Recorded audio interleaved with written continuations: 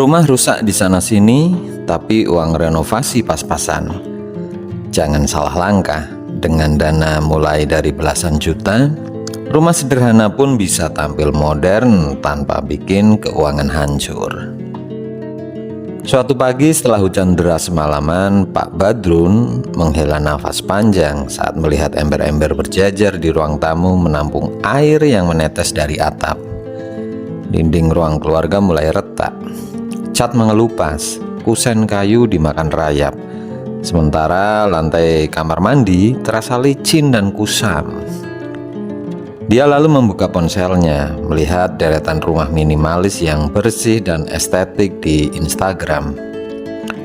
Kok rumah sederhana bisa kelihatan sebagus itu ya? Gumamnya pelan. Di saat yang sama dia sadar tabungan keluarga belum cukup untuk renovasi besar-besaran.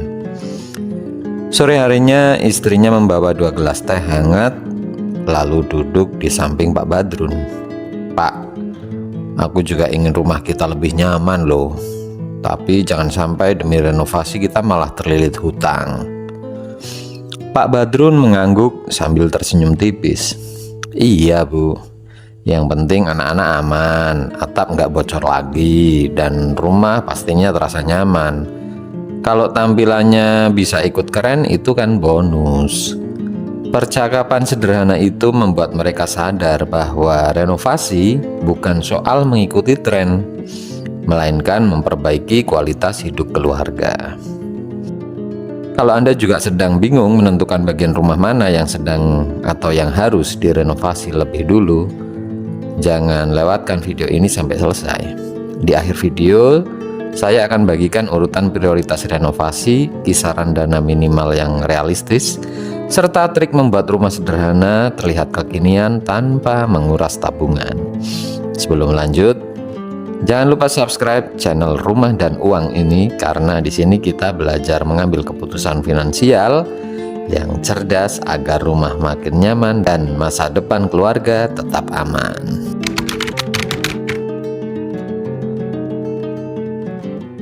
Keesokan harinya Pak Badrun mengajak istrinya berkeliling rumah sambil membawa buku catatan. Mereka menuliskan satu persatu bagian yang bermasalah.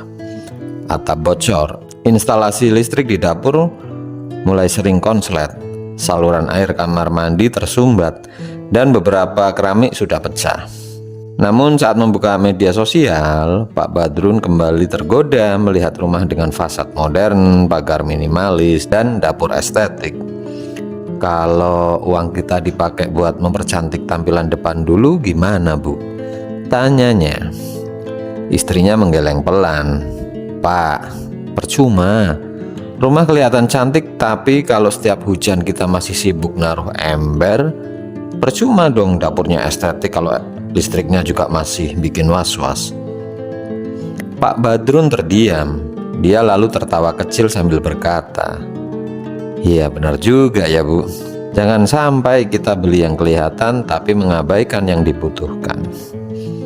Dari percakapan itu mereka sepakat bahwa renovasi harus mengikuti prioritas, bukan gengsi. Pak Badrun akhirnya membuat urutan renovasi yang sederhana namun sangat penting. Prioritas pertama, hentikan semua kebocoran atap dan rembesan dinding agar kerusakan tidak semakin parah. Yang kedua, pastikan instalasi listrik, saluran air, dan kamar mandi berfungsi dengan baik karena menyangkut keselamatan dan kenyamanan keluarga. Lalu yang ketiga, baru lakukan pengecatan ulang, mengganti lampu dengan pencahayaan yang bagus, serta mempercantik fasad rumah.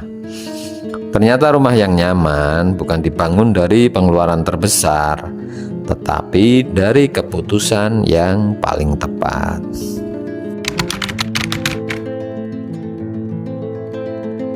Beberapa hari kemudian Pak Badrun mulai mencari inspirasi desain rumah di Instagram, juga di YouTube dan Pinterest.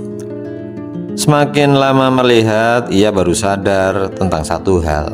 Rumah-rumah yang terlihat mahal ternyata tidak selalu dibangun dengan biaya ratusan juta. Rahasianya justru ada pada pemilihan warna yang seragam, pencahayaan yang hangat, ruangan yang rapi, serta furnitur yang sederhana tetapi serasi. Bu, ternyata yang bikin rumah kelihatan mahal itu bukan harganya, tapi pemilihan dan penataannya ya Bu, kata Pak Badrun sambil menunjukkan beberapa foto kepada istrinya. Istrinya tersenyum dan menjawab, "Kalau begitu kita nggak perlu bongkar semua dong Pak." Pak Badrun mengangguk. Mereka sepakat memilih konsep minimalis Japandi yang sedang populer. Dinding dicat warna putih gading dipadukan abu muda, pintu lama diamplas lalu dicat ulang. Lampu diganti menjadi warm white, gorden bermotif ramai diganti dengan yang warna polos, dan ruang keluarga dikurangi barang-barang yang sudah tidak terpakai. Hasilnya rumah terasa lebih luas, lebih terang, dan jauh lebih nyaman, meski perubahan yang dilakukan tidak terlalu besar. Dari pengalaman itu, Pak Badrun menyimpulkan bahwa ada beberapa perubahan dengan biaya relatif terjangkau, tetapi dampaknya sangat besar.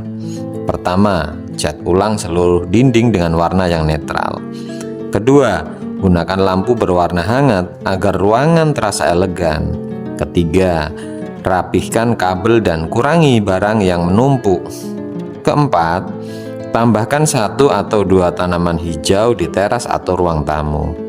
Dan terakhir, jika anggaran masih ada, percantik fasad dengan kombinasi cat dan aksen batu alam atau roster sederhana.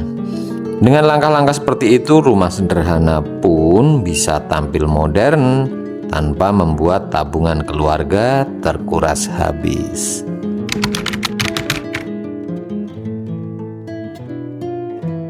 Setelah menghitung tabungan, Pak Badrun hanya memiliki dana sekitar 18 juta. Dia sempat putus asa. Bu, uang segini mana cukup? Sepertinya kita harus menunda renovasi sampai beberapa tahun lagi kalau gini, Bu. Istrinya menenangkan. Jangan lihat apa yang belum bisa kita kerjakan, Pak. Lihat dulu apa yang bisa kita selesaikan hari ini. Tidak apa-apa. Akhirnya mereka menyusun anggaran dengan disiplin. Sekitar 8 juta dialokasikan untuk memperbaiki atap yang bocor dan saluran air. Yang 5 juta untuk pengecatan seluruh rumah. 3 juta untuk lampu, plafon yang rusak, dan perbaikan kamar mandi sederhana. Sementara sisanya disimpan sebagai dana cadangan agar renovasi tidak berhenti di tengah jalan. Tetapi sebuah kejadian tak terduga membuat Pak Badrun hampir merubah semua rencana. Seorang tukang menawarkan paket renovasi fasad depan yang sedang ngetren dengan harga murah. "Pak Badrun, kalau bagian depan dibuat kekinian, rumah Bapak pasti langsung kelihatan mewah, Pak. Belakangnya nanti saja." Pak Badrun hampir tergoda. Namun ketika hujan turun malam itu, air kembali menetes tepat di kamar anaknya. Dia langsung tersadar, kalau tadi aku mengikuti gengsi, mungkin besok kita masih tidur ditemani ember. Saat itulah dia membatalkan renovasi fasad dan tetap memprioritaskan bagian yang benar-benar penting. 3 bulan kemudian, plot twistnya benar-benar terasa. Tetangga yang lebih dulu menghabiskan puluhan juta untuk mempercantik tampilan rumah justru harus membongkar ulang karena atapnya bocor dan instalasi listrik bermasalah. Sementara rumah Pak Badrun memang belum semewah di Instagram, tetapi sudah kering saat hujan, lebih terang, lebih aman, lebih nyaman. Bahkan beberapa tetangga bertanya, "Pak, renovasinya habis berapa? Kok rumahnya sekarang kelihatan bersih dan modern ya?" Pak Badrun hanya tersenyum. Dia akhirnya memahami bahwa renovasi yang cerdas bukan tentang siapa yang paling mewah, melainkan siapa yang paling tepat menentukan prioritas.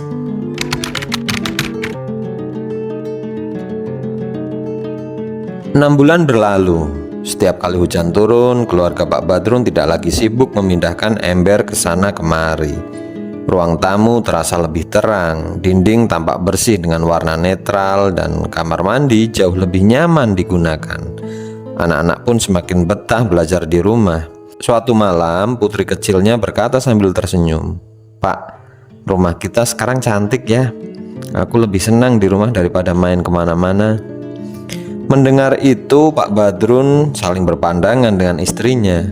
Mereka sadar kebahagiaan keluarga ternyata tidak diukur dari luas rumah atau mahalnya renovasi. Pak Badrun kemudian berkata kepada istrinya, "Untung kita tidak memaksakan pinjaman demi mengejar rumah seperti di media sosial ya, Bu."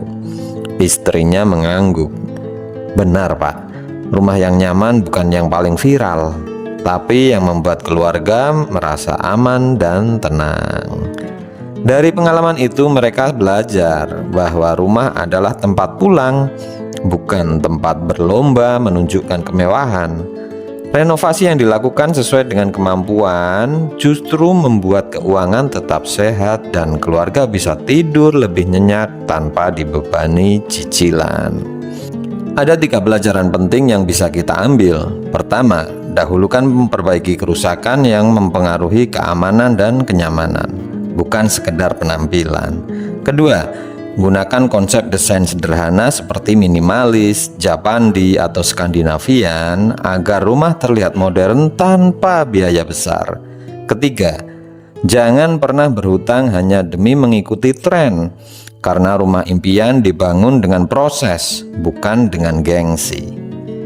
Kalau Anda mendapatkan manfaat dari kisah Pak Badrun hari ini, jangan lupa subscribe, aktifkan lonceng notifikasi, dan bagikan video ini kepada keluarga atau teman yang sedang berencana merenovasi rumah. Karena di channel Rumah dan Uang, kita percaya bahwa keputusan finansial yang bijak hari ini akan menghadirkan kehidupan yang lebih tenang di masa depan. Sampai jumpa di episode selanjutnya yang lebih seru lagi.